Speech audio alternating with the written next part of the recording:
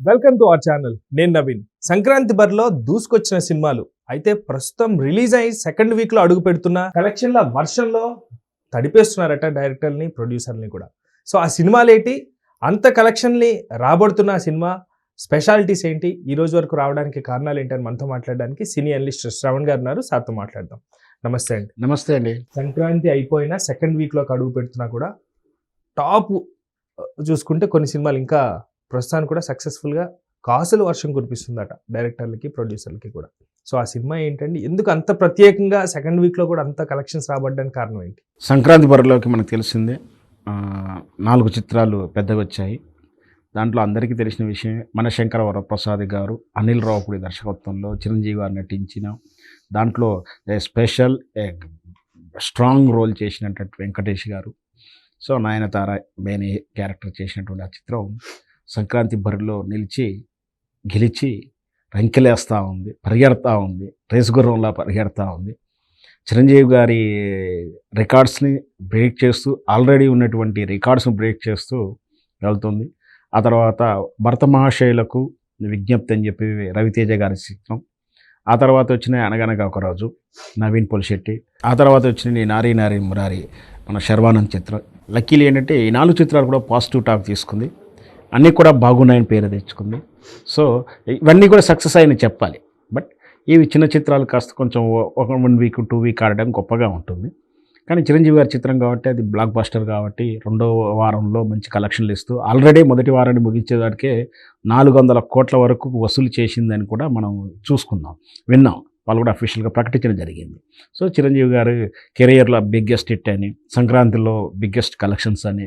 So మొత్తం మీద అయితే చిరంజీవి గారి చిత్రం మనశంకర వరప్రసాద్ రేసులో ముందుంది. సంక్రాంతి బరిలో గెలిచి స్పీడ్గా వెళ్తూ ఉంది. ఆ తర్వాత అనగనగా రోజు, ఆ తర్వాత వచ్చినటువంటి భరత మహాశయులకు విజ్ఞప్తి, ఆ తర్వాత వచ్చిన నారీ నారీ వాళ్ళు కూడా పర్లేదు అనిపించి కూడా కలెక్షన్లు అయితే రికార్డులో ఉంది. ఈ సంవత్సరం 2026 సంక్రాంతి గెలిచింది ఎవరు అంటే చిరంజీవి గారు అని చెప్పొచ్చు. సో అనిల్ రావుపూడి గారి డైరెక్షన్లో చిరంజీవి గారిని చూపించడంలో అద్భుతంగా ఆయన ఏదైతే మైండ్లో అనుకున్నారో స్క్రీన్ పైన ప్రేక్షకులు కూడా అదే కనెక్ట్ అయ్యేలాగా తీశారనేది ఒక ప్రశంస అయితే. అండ్ ఇంకొకటి కామెడీ జోనర్గా తీసుకున్నప్పుడు ఈ రెండింటిని మిళితం చేసి చూపించడంలో సక్సెస్ అయ్యారంటున్న వార్తలు వెనక వాస్తవం ఏంటంటే? ఖచ్చితంగా అంటే ఒక హీరోకు చిరంజీవి గారి ఇమేజ్ని, చిరంజీవి గారి తరహాలు అంటే ఇప్పుడు ఆయనేమో లవర్ బాయ్గా చూపిస్తానికి అవకాశం లేదు. ఎందుకంటే ఈ వయసులో ఆయన లవర్ బాయ్ కాలేజ్ బాయ్గా చూపించలేము. అంటే కొన్ని లిమిట్స్ ఉన్నాయి, ఆయనకు ఆల్రెడీ స్టార్ ఇమేజ్ ఉంది.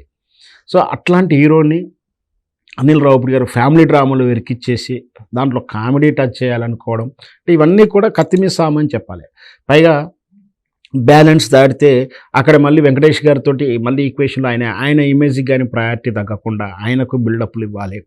సో అట్లా అన్నీ కూడా కత్తిమీద సామ్లానే జరిగింది. సో మళ్ళీ అప్పుడు ఆ రోజుల్లో ఉన్నటువంటి ఘరానా మొగుడు కానీ, అల్లుడా మజాకా చిత్రాల్లో కామెడీ ఆ పీరియడ్ కంటే 20-25 ఇయర్స్ బ్యాక్ ప్రేక్షకుడి మైండ్ సెట్ వేరుగా ఉంది. ఇప్పుడు అంతా డెవలప్ అయ్యారు, అంతా టెక్నాలజీ అప్డేట్ అయిపోయింది. చిన్నపిల్లల కాంచి టెక్నికల్గా అన్నీ కూడా తెలిసిపోతూ ఉంటాయి. ఈ తరహా వాళ్ళకు కామెడీ జోకులు వేయాలని కూడా కష్టతరమైనటువంటిది. అది ఫ్యామిలీ డ్రామాలో జోకులు తెప్పించుకొని దాన్ని ఆట పట్టించి ఆట ఆడిస్తూ సినిమాని రసవత్తంగా చేయడం అంటే కొత్త కత్తి మీద సామే.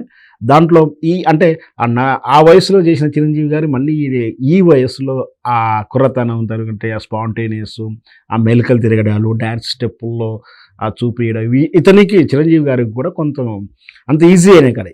ఇన్ని రిస్క్ ప్రాసెస్లో సినిమాని చేసి జనరంజకంగా మెప్పించి కలెక్షన్ల పరంగా రికార్డు చేయడం అంటే ఈ క్రెడిట్స్ గో టు చిరంజీవి గారికి. ఎంత క్రెడిట్ ఇవ్వాలో మనం అనిల్ రావుపూడి గారికి అంతకన్నా ఒకటి ఎక్కువ ఇవ్వాలని నా ఉద్దేశం. ఒక డైరెక్టర్, టెక్నీషియన్ వీళ్ళందరూ డీల్ చేయగలిగింది, వాళ్ళందరినీ ఇమేజ్లు కాపాడుతూ సినిమా డబ్బు పెట్టి సినిమా చూస్తానికి వచ్చిన వాడిని అందరినీ దృష్టిలో పెట్టుకొని అనిల్ రావుపూడి గారు ఏదైతే ఈ ఇంగ్రీడియంట్స్ తోటి వండిన వంటకం అద్భుతంగా గుమగుమలాడుతూ సంక్రాంతి స్పెషల్ దావత్ అయితే ఇచ్చాడని నా ఉద్దేశం. సో ఇప్పటి వరకు అనిల్ రావుపూడి గారు అన్నీ కూడా సక్సెస్ స్టోరీలే. గడప తొక్కడమే లక్ష్మీదేవి ఆహ్వానం పలికినట్టే చూసాం. అయితే ఒక్కసారిగా ఇప్పుడు ఏదైతే రీసెంట్ చిత్రం చిరంజీవి గారితో చేసిన తర్వాత ఇప్పటి వరకు చేసిన ఒక ఎత్తు, ఈ ఒక్క సినిమా ఒక ఎత్తు అన్న ఈ వార్తలు కూడా బేరీ చేసుకోవచ్చండి అలాగా? ఖచ్చితంగా చిరంజీవి గారితో ఎవరికైనా అల్టిమేట్ చిరంజీవి గారితో చేయాలని అనుకుంటారు. ఎవరైనా ఆయన చిత్రం చేస్తూ ఒక మైల్ స్టోన్ చేరాము. ఆల్రెడీ అనిల్ రావు గారికి మన బాలకృష్ణ గారి చిత్రం చేశాడు. ఇంకొక మిగిలిందంటే మెగాస్టార్ చిత్రం. అది కూడా దీంతో ఆయన ఫుల్ఫిల్ అయ్యాడని చెప్పొచ్చు. ఇక అంటే ఆయన ఎక్కాల్సిన శిఖరం లేదు అని కూడా చెప్పాలి. ఉదాహరణ చెప్పాలంటే ఇంకొకటి ప్రభాస్ గారు కూడా చేస్తున్నాడు కాబట్టి ఆ ఆకలి కూడా తీర్చుకుంటున్నాడు. ఎందుకు ప్రభాస్ గారు ఈ తరంలో ఈ రోజుల్లో ఆయన ప్యాన్ వరల్డ్ హీరో. సో అట్లా కూడా చూసినా కూడా బ్రహ్మాండమైనటువంటి కాంబినేషన్. ఇంకొక వార్త అంటే అనిల్ అక్కిని వాళ్ళ ఫ్యామిలీ చిత్రం చేయలేదు. అక్కినేనికి కానీ నాగార్జునకి కానీ లేదా ఇప్పుడు అఖిల్ వార్తలు వినపడతా ఉన్నాయి. లేదా నాగ చైతన్యకి కానీ ఎవరికి చేసినా కూడా ఆశ్చర్యపడక్కర్లేదు. చేస్తాడని నేను అనుకుంటున్నా భవిష్యత్తులో. సూపర్ సక్సెస్ కొట్టిన తర్వాత అనిల్ రావుపూడి గారికి ప్రెజర్ ఎక్కువ అయ్యి ఇప్పుడు యాక్చువల్గా ఒక డైరెక్టర్ ఎన్నుకోవాలి, ఈ కథకి ఈ హీరో నచ్చుతాడు లేకపోతే ఒక హీరోయిన్ ఇలా ఉంటే బాగుంటుంది అన్న ఈ కోణంలోంచి అనిల్ రావుపూడి గారి దగ్గరికే ఫైల్స్ రావటం, అది కూడా కొన్ని పేర్లు చెప్పను, కొన్ని పెద్ద పెద్ద కాంపౌండ్ నుంచి మా అబ్బాయితో సినిమా ఎప్పుడు చేస్తున్నావు, లేకపోతే నెక్స్ట్ స్టోరీ ఏంటి ప్లాన్ చేస్తున్నావు, సాయంకాలం డిన్నర్కి రా, ఈ ఇన్విటేషన్స్ ఎక్కువైపోయినాయి అంటే ఎంతవరకు వాస్తవమా లేకపోతే ఇది కూడా రూమరేనా? ఖచ్చితంగా ఎక్కడైనా సరే సక్సెస్కి నీకు విలువ పెరుగుతుంది. అంటే కాకా పడుతున్నారా? అదే అండి, సక్సెస్కి ఎప్పుడైనా విలువ ఉంటుంది. ఆ విలువ గౌరవం పెరుగుతుంది. దాంతోపాటు లేని కొత్త సమస్యలు తెస్తుంటుంది. పొగడ్తలు వస్తుంటాయి. దీపం ఉన్నప్పుడు ఇల్లు చక్కబెట్టుకోవాలనుకుంటారు. సో అవన్నీ సహజమే. సినిమా ఇండస్ట్రీలో ఒక హిట్ కాగానే ఆటోమేటిక్గా అందరూ ఆయన వెంటబడడం, అంటే హీరోకి అవకాశాలు ఇవ్వండి, డైరెక్టర్ అయితే డైరెక్టర్, మ్యూజిక్ అయితే మ్యూజిక్, అందరి మీద ఎట్లాంటి ప్రయత్నాలు చేయడం. ఆల్రెడీ కొంచెం సక్సెస్ కోసం ఆకలితో ఉన్నటువంటి సినిమా నటులు మళ్ళీ ఈ డైరెక్టర్ అయితే నాకు సినిమాకి మంచి ఊపిరి వస్తుంది అనుకోవడాలు, అట్లాంటి ఆఫర్లు వస్తుంటాయి. తప్పేం లేదు. మంచి కాంబినేషన్, మంచి స్టోరీ అయితే అందరికీ చేస్తాడని మనం భావించాలి. తెలుగు ఇండస్ట్రీలో ఒక్కసారిగా గుర్తు తెచ్చుకుంటే హీరోలు ఎవరైనా ఉన్నారంటే 4 స్తంభాలుగా కనిపించేది బాలకృష్ణ గారు, చిరంజీవి గారు, నాగార్జున గారు, వెంకటేష్ గారు. ఈ 4 కూడా.